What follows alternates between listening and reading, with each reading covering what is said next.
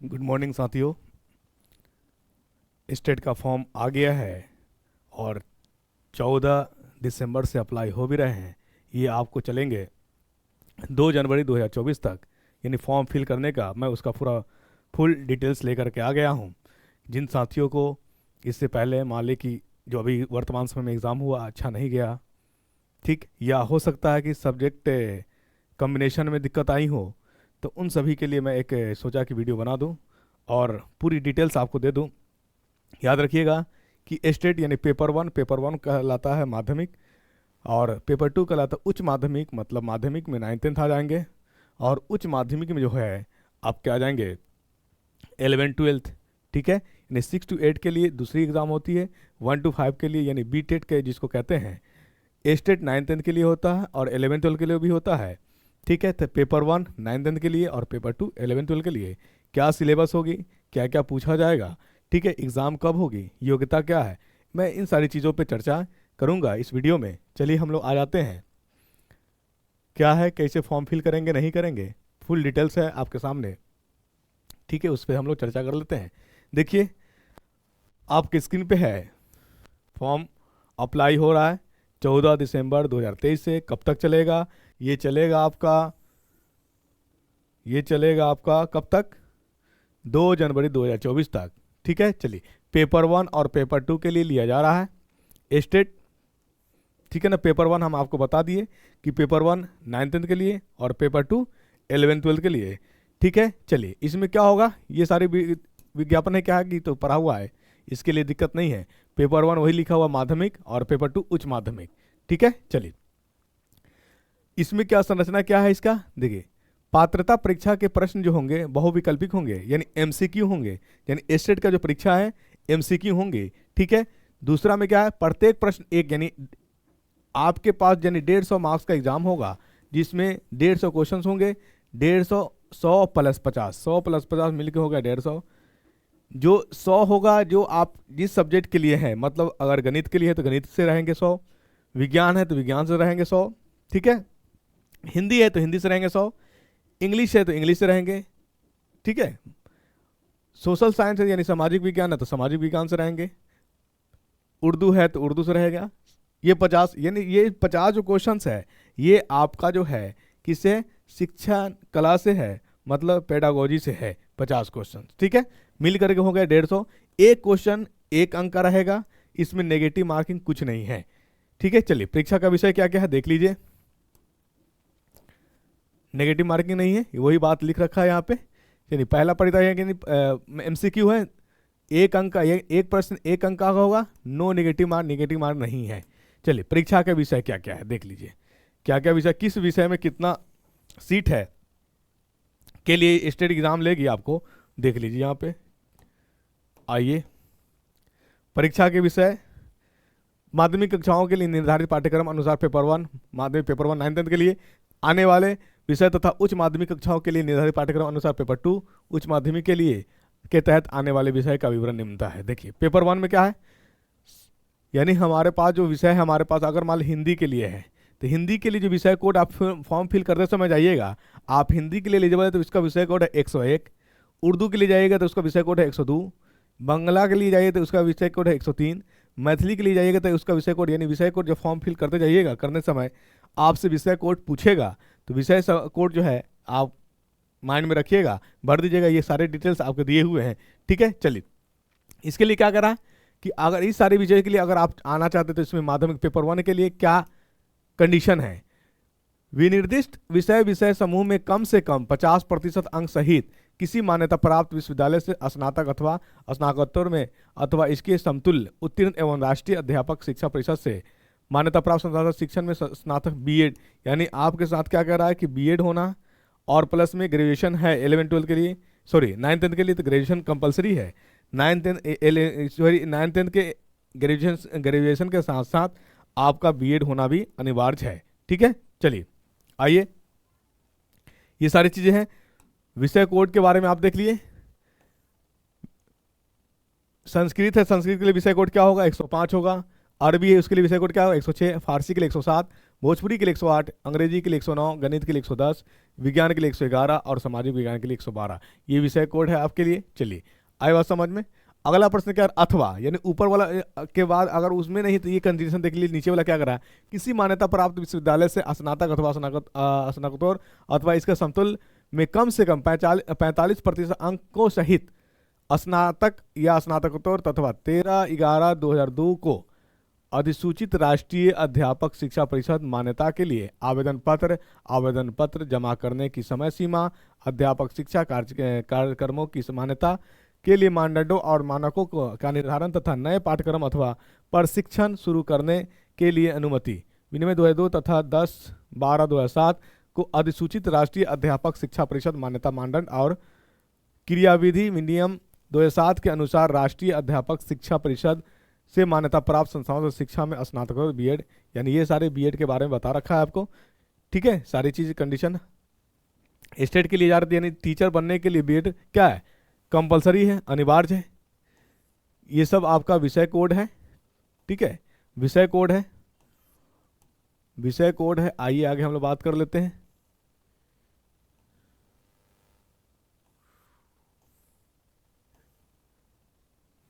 अब यहाँ पे है सबसे बड़ी बात है हमारा विषय समूह, कौन विद्यार्थी किस विषय के लिए एलिजिबल होंगे। उसके लिए देखिए, गणित के लिए स्नातक अगर आपका ग्रेजुएशन है इंग्लिश मैथ से, तो उसके साथ क्या होना चाहिए, सब्सिडी, यानी भौतिकी इलेक्ट्रॉनिक, यानी गणित के लिए जो है, गणित में स्नातक के साथ अगर फिजिक्स ऑनर्स है वो भी किसके लिए एलिजिबल होगा, गणित के लिए होगा।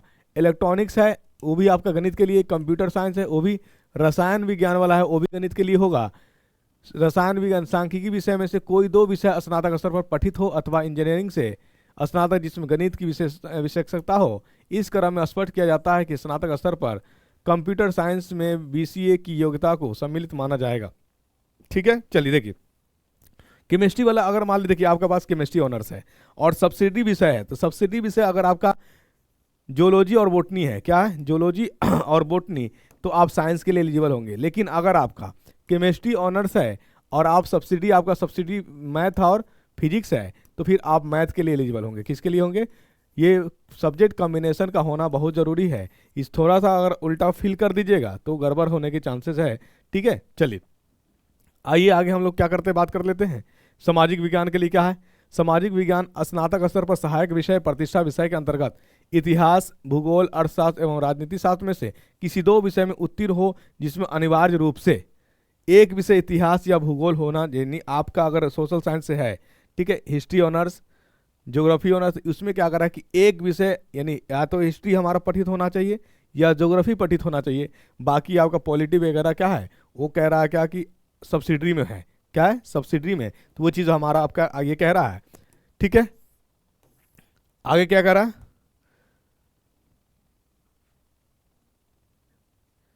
भाषा से संबंधित विषय माध्यमिक विद्यालय के अध्यापक पद हेतु भाषा से संबंधित विषय में स्नातक स्तर पर प्रतिष्ठा ऑनर्स अनुषांगिक सब्सिडरी विषय के रूप में पठित होना अनिवार्य है। यही चीज़ मैं आपसे बता रहा था कि अगर आप ज्योग्राफी ऑनर्स है तो आपके पास एक पठित हिस्ट्री भी होगा सब्सिडी में, और सोशोलॉजी होता है, होम साइंस होता है, ठीक है, हिस्ट्री होता है। अगर हिस्ट्री ऑनर्स यानी दो सब्जेक्ट को मुख्य माना है, ज्योग्राफी को और हिस्ट्री को, ज्योग्राफी और हिस्ट्री को मुख्य माना है।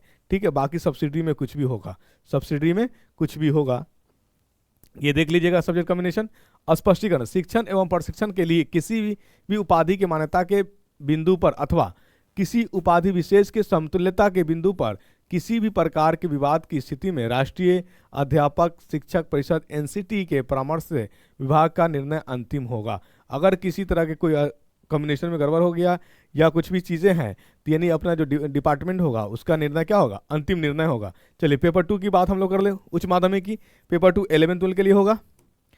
ठीक है, पेपर 2 किसके लिए होगा, 11th-12 के लिए। यहाँ पे देख लीजिए, इसमें भी आपका क्या दिया, विषय कोड दिया है। हिंदी के लिए है 201, उर्दू के लिए है 202, अंग्रेजी के लिए 203, संस्कृत के लिए 204, बांग्ला के लिए 205, मैथिली के लिए 206, मगही के लिए 207, अरबी के लिए 208, फारसी के लिए 209, भोजपुरी के लिए 210, पाली के लिए 211, प्राकृत के लिए 212, गणित के लिए है आपका 213, भौतिक विज्ञान के लिए है 214, रसायन शास्त्र के लिए विषय कोड है आपका 215, जंतु विज्ञान के लिए मतलब जूलॉजी के लिए 216, इतिहास के लिए आपका 217, ये आपका विषय कोड है।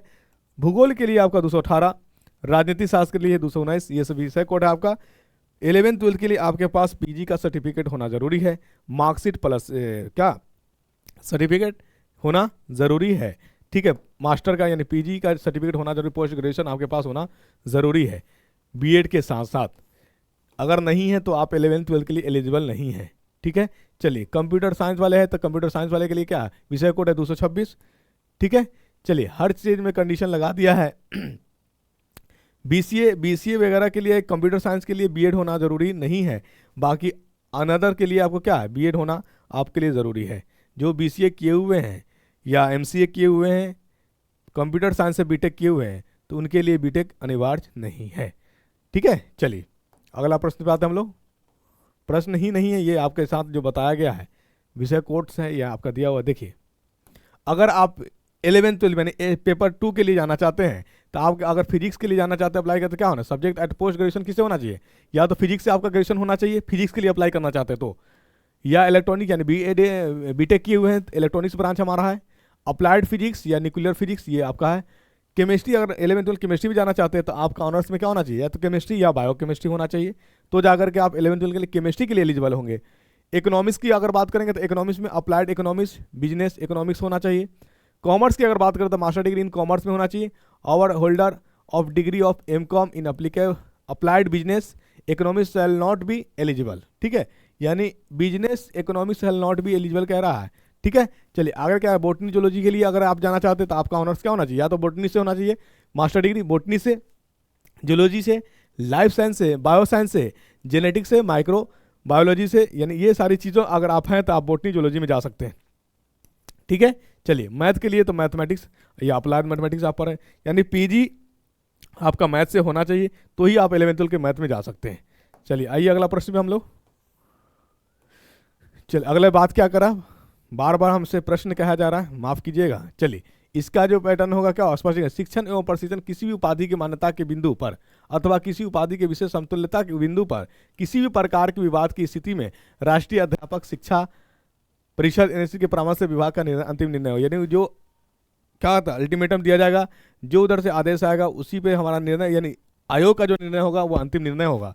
चलिए पेपर 1 के लिए माध्यमिक के तहत क्या है, पेपर 1 माध्यमिक के तहत आने वाले विषयों के लिए राज्य के विश्वविद्यालयों में लागू स्नातक स्तरीय पाठ्यक्रम तथा पेपर 2 उच्च माध्यमिक के तहत आने वाले विषयों के लिए राज्य के विश्वविद्यालय में लागू स्नातक स्तरीय पाठ्यक्रम पे होगा। यानी आपका सिलेबस दे दिया है, क्या दिया है कि अगर आप 9th-10th के लिए है तो 9th-10th के लिए जो ग्रेजुएशन में जो सिलेबस है, ठीक है, उस आधार पर रहेगा। 11th-12th के लिए जो हमारा क्या है विश्वविद्यालय में हमारा क्या कहता है स्नातक, यानी जो भी हमारा उसका जो सिलेबस है उसी आधार पर रहेगा, ठीक है। यानी आपका क्या कहता है जो ग्रेजुएशन का सिलेबस है, एग्जाम का जो सिलेबस होगा स्टेट जो एग्जाम लेगी उसी पैटर्न पर रहेगा, उसी के सिलेबस के आधार पर रहेगा। अब जिस विषय के आप हैं, मान लीजिए साइंस है, साइंस का सिलेबस 11th-12th में, अगर 9th-10th की बात करेंगे तो साइंस में तो फिजिक्स केमिस्ट्री बायोलॉजी आ जाता है, फिजिक्स केमिस्ट्री के बायोलॉजी का सिलेबस क्या क्या है उसको देखना होगा, ठीक है। सारी चीज़ हम हर एक चीज़ पे चर्चा करेंगे, आपको बताएंगे, ठीक है। चलिए प्रश्न पत्र पैटर्न क्या होगा, माध्यमिक शिक्षक पात्रता परीक्षा में पूछे जाने वाले प्रश्नों में 100 अंक निर्देशित विषय वस्तु से रहेंगे, जो आपका सिलेबस है, जो आपका सब्जेक्ट है, जो आपका सब्जेक्ट है उससे 100 रहेंगे।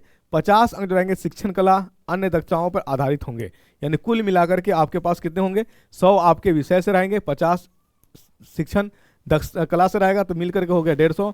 एक प्रश्न 1 मार्क्स का है। ये सारी चीजें हैं। चलिए अर्हताएं यानी एलिजिबिलिटी क्या है इसका, देखिए आवेदक भारत का नागरिक हो, मतलब किसी भी स्टेट से अप्लाई कर सकते हैं, बस भारत का नागरिक होना है।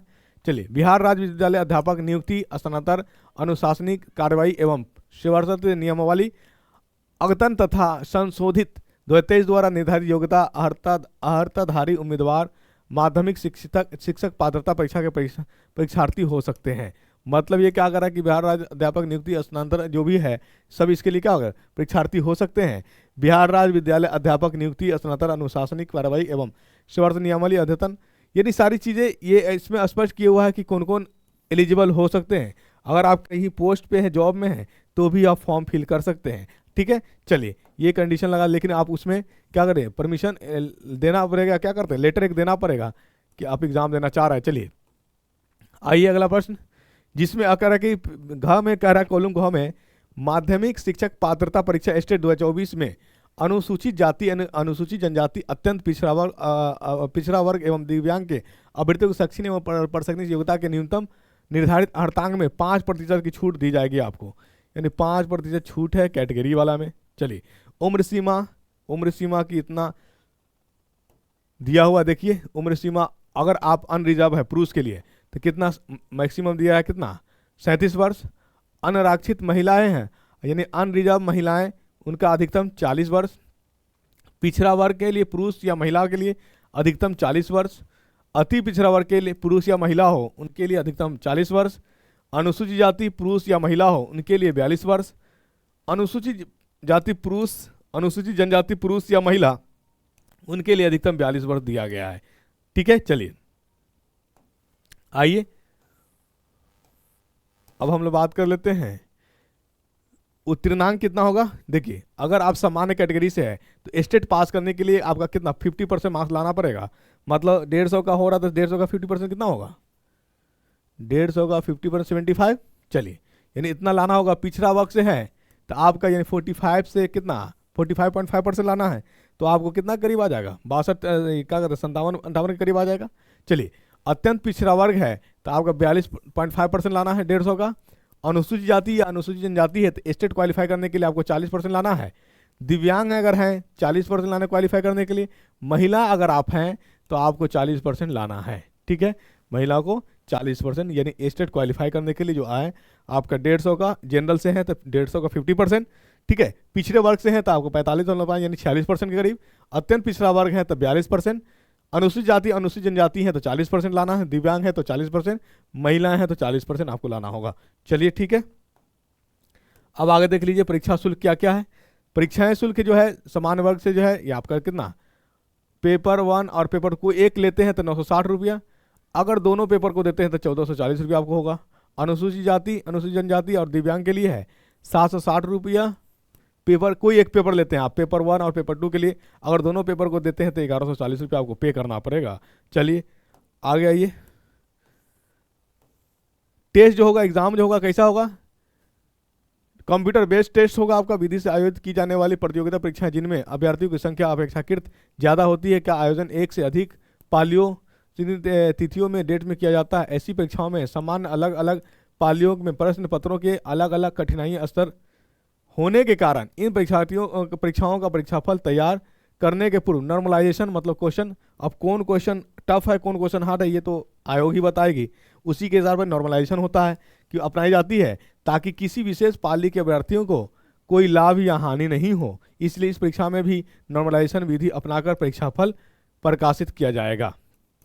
ठीक है, अलग अलग चरणों में एग्जाम होने के कारण कौन सा स्टेप लिया जाएगा, नॉर्मलाइजेशन का स्टेप लिया जाएगा। ठीक है, चलिए नॉर्मलाइजेशन का समझते यानी एक मान लो प्रथम पाली में जो है क्वेश्चन हो सकता है कि मॉडरेट आ गया हो और द्वितीय पाली में क्वेश्चन हार्ड आ गया हो, तो वो आयोग देखेगी कौन क्वेश्चन क्या की, यानी इस क्वेश्चन को हम कितना मार्क्स दे दें और इस क्वेश्चन को कितना मार्क्स घटा दें, तो वही स्टेप जो कहलाता है नॉर्मलाइजेशन स्टेप कहलाता है। चलिए नॉर्मलाइजेशन की प्रक्रिया क्या है, नॉर्मलाइजेशन की प्रक्रिया उपरांत अभ्यर्थी का जो भी नॉर्मलाइज स्कोर होगा वही अभ्यर्थी का प्राप्तांक होगा। अभ्यर्थियों की उत्तीर्णता अथवा अनुत्तीर्णता के निर्धारण इसी प्राप्तांक नॉर्मलाइज्ड स्कोर के आधार पर कंडिका संख्या 7 में दिए गए उत्तीर्णता प्रतिशत के अनुसार होगा, न कि रॉ स्कोर सही प्रश्नोत्तर के आधार पर प्राप्त अंक के आधार पर। ठीक है, ये नॉर्मलाइजेशन कंडीशन बताया गया है, यानी जो एग्जाम होगी उसमें जो रिजल्ट आएंगे किस पे आएंगे, नॉर्मलाइजेशन पे आएंगे कि हो सकता है कि किस पाली में कितना, यानी कौन सा क्वेश्चन इजी है कौन सा क्वेश्चन टफ है वो आयोग बताएगी। चलिए ठीक है, अगला प्रश्न क्या है, यानी इसका जो एग्जाम होगा 150 क्वेश्चन रहेगा। अवधि कितना है, अवधि आपका 2 घंटा 30 मिनट यानी 2.5 घंटे का एग्जाम होगी। ठीक है, एग्जाम होगी और एग्जाम जनवरी तक, तो फॉर्म ही भरा रही है 2 जनवरी तक। मुमकिन है कि एग्जाम का डेट जनवरी के लास्ट हो या फरवरी के फर्स्ट वीक हो, समय नहीं ज़्यादा देगा, इसलिए तैयारी में अभी से लग जाइए। ठीक है, अगर स्टेट क्वालिफाई करना चाहते हैं तो। ठीक है, ऑनलाइन परीक्षा आवेदन पत्र भरने एवं परीक्षा शुल्क जमा करने की तिथि उक्त परीक्षा में सम्मिलित होने हेतु केवल निर्धारित अर्हताएं रखने वाले अभ्यर्थी से सिर्फ ऑनलाइन के माध्यम से ही परीक्षा आवेदन पत्र एवं परीक्षा शुल्क दिनांक जो है 14/12 से लेकर के 4:30 यानी 4:30 बजे से स्टार्ट हो गया था, जो 2/1/2024 तक चलेगा, स्वीकार किए जाएंगे। इसके बाद नहीं किए जाएंगे तो आप सभी से ये रिक्वेस्ट होगा कि समय रहते समय पूर्व ही आप फॉर्म फिल कर लीजिए, किसी तरह कोई त्रुटि नहीं हो। चलिए आगे आइए। अगला क्या कह रहा है, परीक्षा आवेदन पत्र भरने की विधि। आप इस साइट पे जाइएगा, फॉर्म भरा जाएगा आपका। चलिए इसके लिए कोई बड़ी बात नहीं है। अपलोड यानी फोटो के लिए क्या कर रहा है, फोटो जो है चाहिए, इसकी साइज क्या है 3.5 सेंटीमीटर से लेकर 4.5 सेंटीमीटर तक होना चाहिए, एवं हस्ताक्षर का स्कैन किया हुआ साइज 10 KB से लेकर के 50 KB तक का होना चाहिए। ये आपका इसका जो स्कैन है कितना का 100 KB का होना चाहिए। अपलोड फोटो रंगीन, मतलब बैकग्राउंड व्हाइट हो या लाइट हो। बैकग्राउंड क्या हो, व्हाइट या लाइट हो। फोटो खिंचवाने के समय सिर पर टोपी या कोई कपड़ा या काला चश्मा स्वीकार नहीं होगा। चलिए ठीक है। परीक्षा शुल्क का भुगतान करना, जो आपका पेमेंट है जिस तरह से पेमेंट करिएगा। चलिए इसके लिए अपलोड डॉक्यूमेंट क्या क्या है, ये इंपॉर्टेंट है। अपलोड डॉक्यूमेंट में क्या क्या चाहिए आपको, मैट्रिक का प्रमाण पत्र एवं अंक पत्र यानी सर्टिफिकेट और मार्कशीट, जन्म तिथि के लिए प्रूफ होगा। इंटर का क्या चाहिए, इंटर का प्रमाण पत्र एवं अंक पत्र यानी सर्टिफिकेट और मार्कशीट। स्नातक का प्रमाण पत्र एवं अंक पत्र, सर्टिफिकेट और मार्कशीट। स्नातकोत्तर अगर पीजी है का प्रमाण पत्र एवं अंक पत्र दोनों। बीएड का प्रमाण पत्र एवं अंक पत्र। अन्य शैक्षणिक योग्यता अगर आपके पास है तो डालिए। सक्षम प्राधिकार द्वारा निर्गत आवासीय प्रमाण पत्र रेसिडेंशियल आपको डालना है। अनुसूचित जाति अनुसूचित जनजाति के उम्मीदवारों के लिए सक्षम प्राधिकार द्वारा निर्गत जाति प्रमाण पत्र डालना होगा। चलिए अत्यंत पिछड़ा वर्ग और पिछड़ा वर्ग के उम्मीदवारों के लिए सक्षम प्राधिकार यानी जो भी अगर मान लीजिए अगर चैलेंज करते हैं रिजर्वेशन का, तो उनका क्या कहते हैं अधिकारी द्वारा जो डॉक्यूमेंट इशू किए जाते, जो सर्टिफिकेट इशू किए जाते हैं उनको लगाना होगा। ठीक है। चलिए आइए, ये सारी चीज़ें निर्देश है, ये अहम बातें हैं, ये सारी चीज़ साइबर में आपका क्लियर हो जाएगा, कौन कौन बैंक से होगा क्लियर। चलिए तो ये आपका सारा चीज़ रहा। सिलेबस आप देखिए, लेकिन 11th-12th में जो हमारा सिलेबस होगा, 9th-10th में जो सिलेबस होगा वो आपका इंटर में और जो ग्रेजुएशन में जो सिलेबस है उसी के पैटर्न पे होगा। ठीक है। मैं सारी विषय पे जहाँ से क्वेश्चन पूछेगी मैं सब चीज़ पे हिंट कर करके एक एक क्वेश्चन को जो एग्ज़ाम में पूछने की संभावना है मैं उस पर चर्चाएँ करूँगा। और मैं सिलेबस के आधार पे वीडियो पहला लेक्चर हम आपको डालेंगे स्टेट का। और स्टेट के लिए आप अच्छा स्कोर करना चाहते हैं तो ज्ञान घर से जुड़ जाइए। ज्ञान घर आपकी मेहनत में रंग लाएगी और आपके लिए तथा यथासंभव प्रयास करेगा कि आपका सिलेक्शन हो जाए, आपका स्कोर हो जाए। ये ऐसा इसलिए क्योंकि जो एग्ज़ाम हुई है 1 to 5 की बात कर लिया जाए, 6 to 8 की बात कर लिया जाए या 9th-10th की बात कर लिया जाए, इसमें मैक्सिमम क्वेश्चन मतलब 9th-10th में 42+ क्वेश्चन सेट से डायरेक्ट है, 6 to 8 में 25+ क्वेश्चन डायरेक्ट सेट से है, और 1 to 5 में एक ही सेट कराया गया था और एक ही सेट से 7 क्वेश्चन डायरेक्ट एग्जाम में आया। तो आई होप कि आपका भी अच्छा होगा एग्जाम। ज्ञानघर से जुड़िए, ज्ञानघर से जुड़िएगा। स्टेट में क्या क्वेश्चन पूछेगी, किस तरह को क्वेश्चन पूछेगी, मैं सारा चीज़ आपके लिए जो है क्वेश्चन बना करके आऊँगा। थ्योरी भी बताऊँगा आपको, कंसेप्ट भी बताऊँगा। आप अच्छा स्कोर करिएगा। और ये आपको जो सिलेबस बताया गया, तो आई होप कि ये सिलेबस आपको बहुत समझ में आ गया होगा। याद रखिएगा फॉर्म भरते समय सब्जेक्ट का कॉम्बिनेशन ख्याल जरूर रखिएगा। इसमें गलती हो जाने से कोई बदलाव, कोई सुधार नहीं हो पाएगा, फिर आपका सिलेक्शन होने के बावजूद भी रिजेक्ट कर दिए जाएंगे। इसलिए इसका ख्याल रखिएगा। Thank you so much. Gyanghar से जुड़े रहिए।